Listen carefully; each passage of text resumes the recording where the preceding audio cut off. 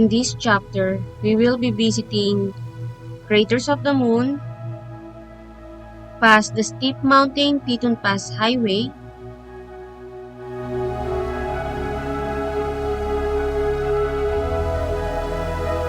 Jackson Hole, Wyoming,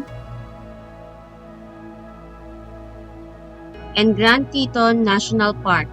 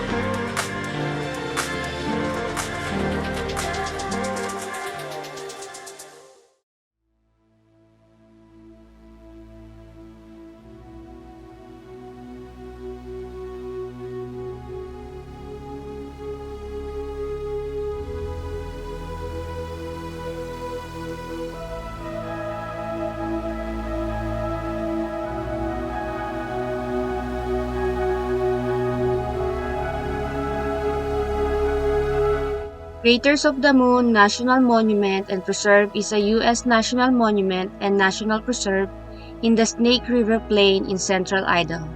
It is along US 20 between the small towns of Arco and Cary, an average elevation of 5,900 feet above sea level. The protected area's features are volcanic and represent one of the best preserved flat basalt areas in the continental United States.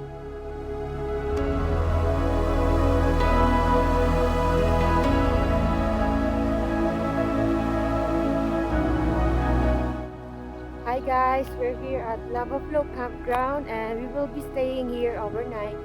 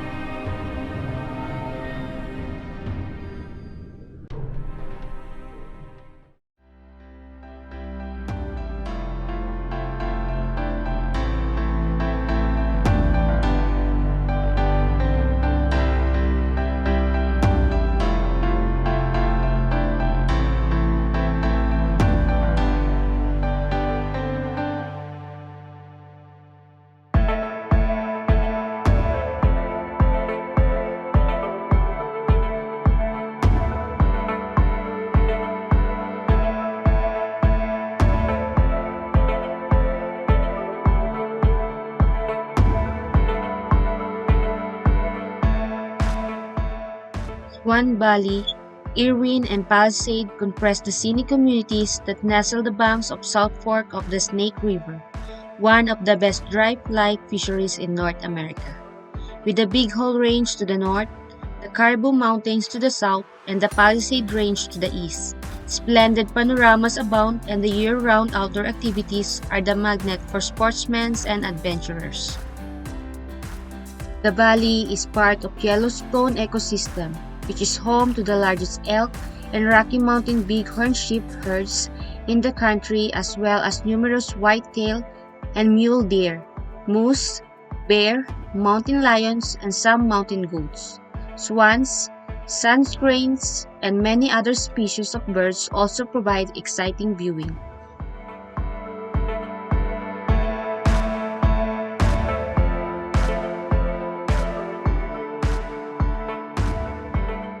On our way to Teton Pass. Teton Pass is a high mountain pass in western United States, located at the southern end of Teton Range in western Wyoming, between the towns of Wilson, Wyoming and Victor, Idaho.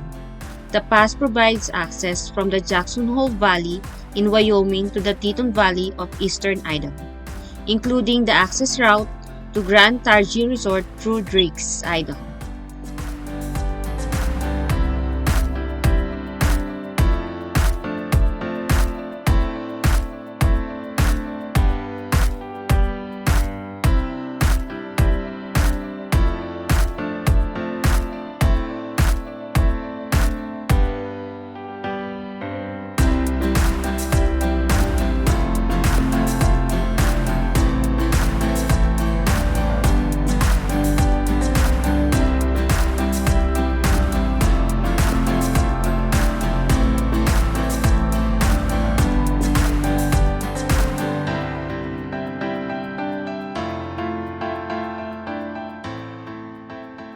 The Teton Pass in Wyoming is designated as Wyoming Highway 22. At the state line, it becomes Idaho State Highway 33, then continues northwest to Victor and north to Driggs. The pinnacle of the pass is 8,431 feet above sea level, approximately 11 miles out of Jackson. The maximum grade of the road is 10%, and several avalanche slide paths traverse the road along its length, including Glory Bowl slide area. During the winter months, the road is often closed in the early morning for the avalanche control by the Wyoming Department of Transportation. The area is popular for backcountry skiing, snowboarding, and mountain biking.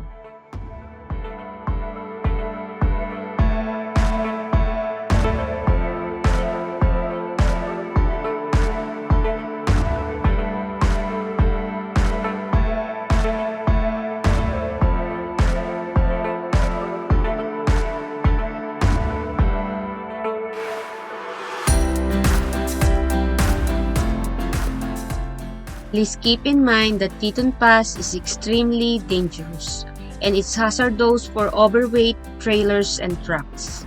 Grade steepness, grade length, and curve, severity can cause trailers and trucks to lose control.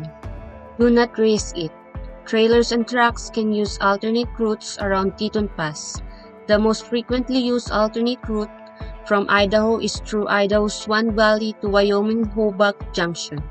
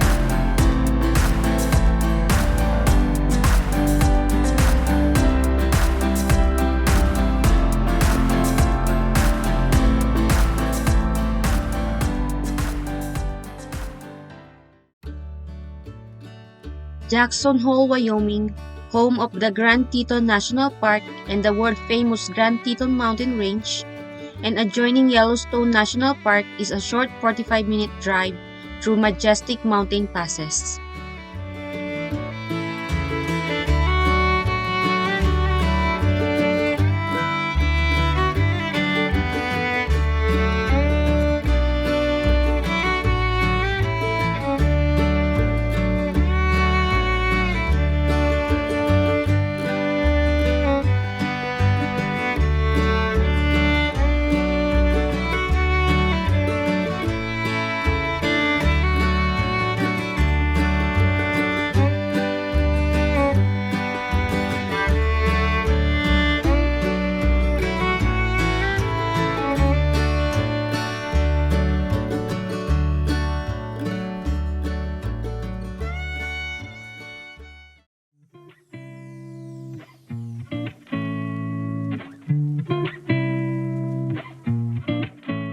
Good morning. Today we are going to explore Grand Teton National Park.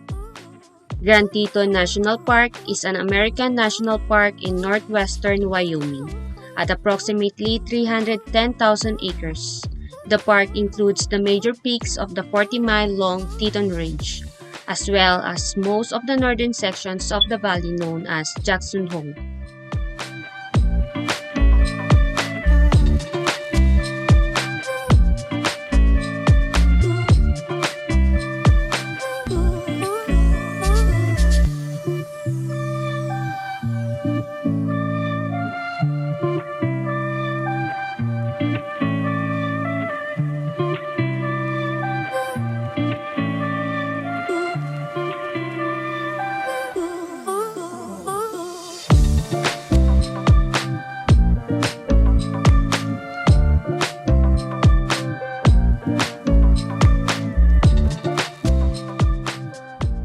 Jackson Lake is in Grand Teton National Park in northwestern Wyoming. The lake is the remnant of large glacial gouging from the neighboring Teton Range to the west and the Yellowstone Plateau to the north. Jackson Lake is one of the largest high-altitude lakes in the United States, at an elevation of 6,772 feet above sea level. The lake is up to 15 miles long, 7 miles wide, and 438 feet deep. The water of the lake averaged below 60 Fahrenheit even during the summer.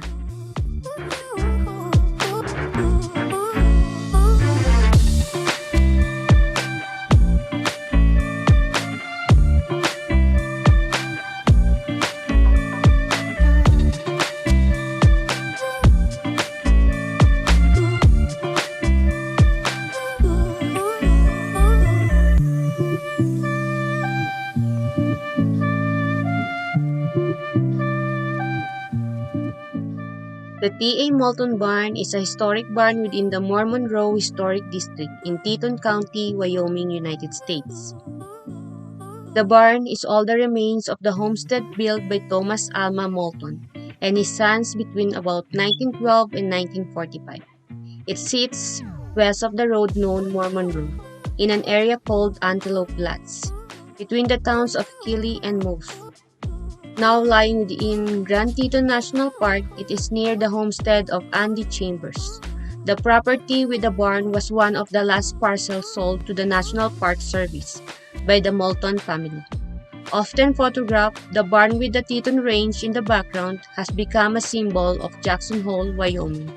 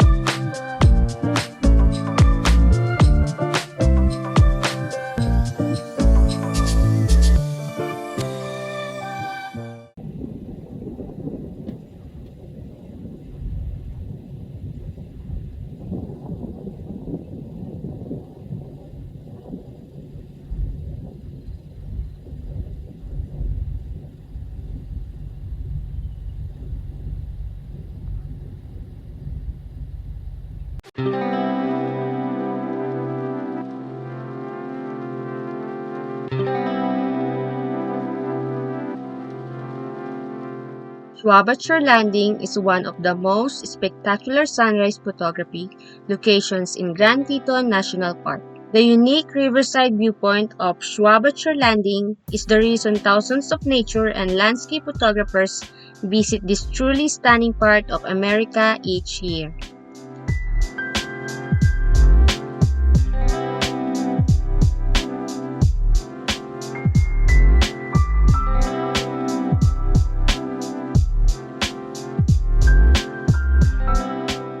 Shrinking Teton Glaciers. Across the valley, the Teton Range rises abruptly from the valley with no foothills to obscure your view. Glaciers lie sheltered on the northeastern flanks of the highest peaks, including the Middle Teton and Teton glaciers. Climate change is causing these glaciers to retreat. Smaller glaciers are retreating more rapidly than larger glaciers.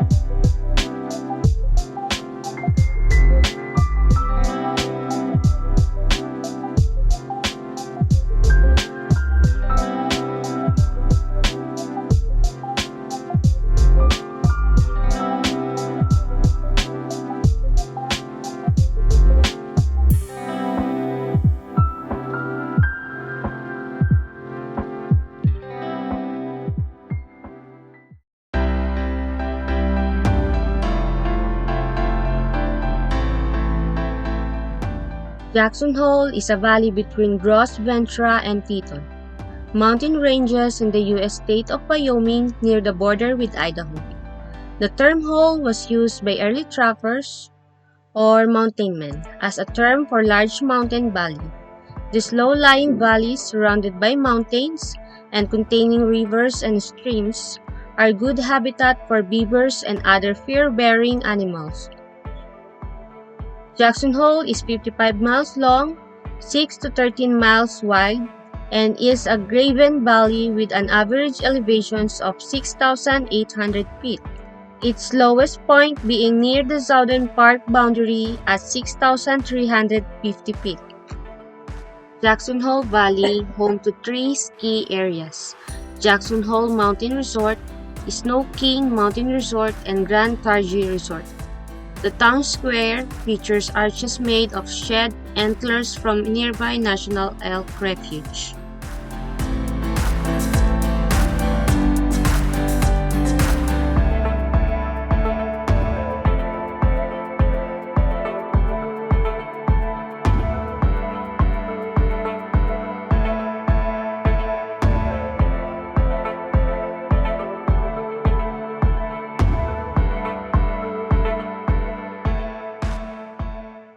Situated at the base of the mountain is the Swiss-style Teton Village, Wyoming, better known as the Ville. Everything one needs for a great Teton Village, Wyoming. Vacation is crowded together here. Espresso stands, restaurants, ski bars, live music, gift shop, storage lockers, ski and snowboard shops, and more. There are many lodging options and services include a post office, bank, a small grocery store, childcare, and gear rentals.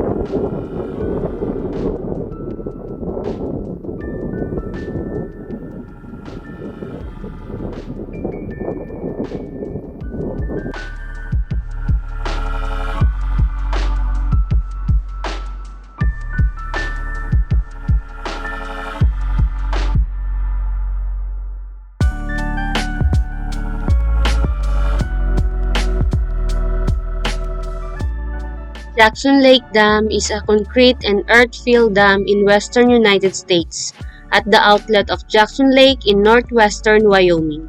The lake and dam are situated within Grand Teton National Park in Teton County.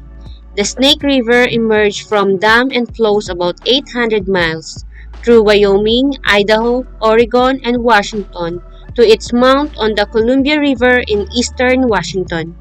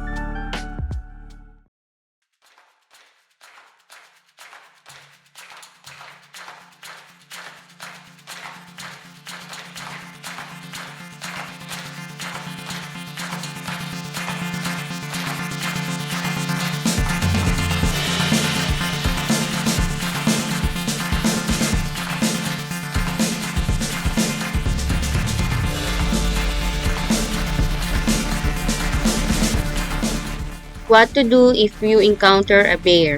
First, if you encounter a grizzly, do not run. Second, avoid direct eye contact. Third, walk away slowly if the bear is not approaching. Fourth, if the bear charges, stand your ground. Fifth, don't scream or yell. Sixth, if you have pepper spray, prepare to use it.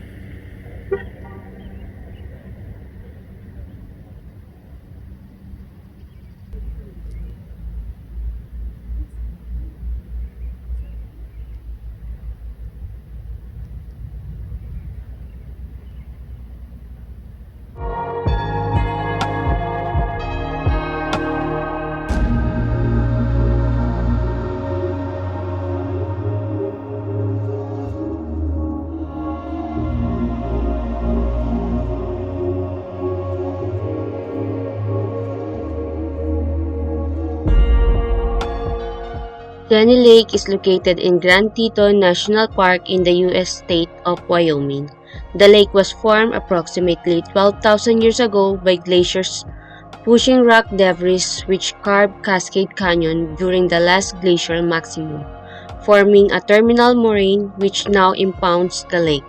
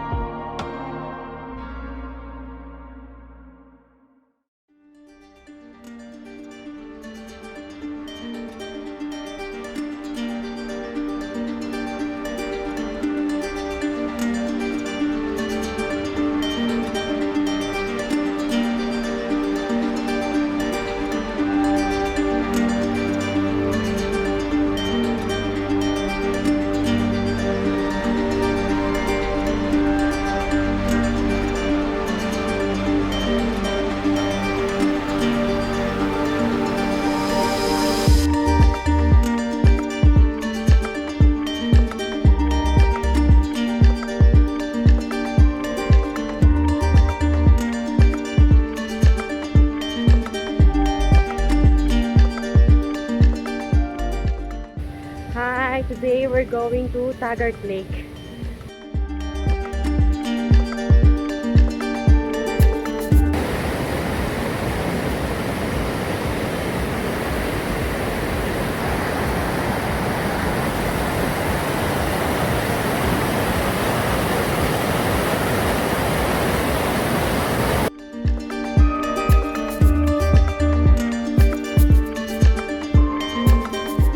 Taggart Lake is located in Grand Teton National Park in the U.S. state of Wyoming.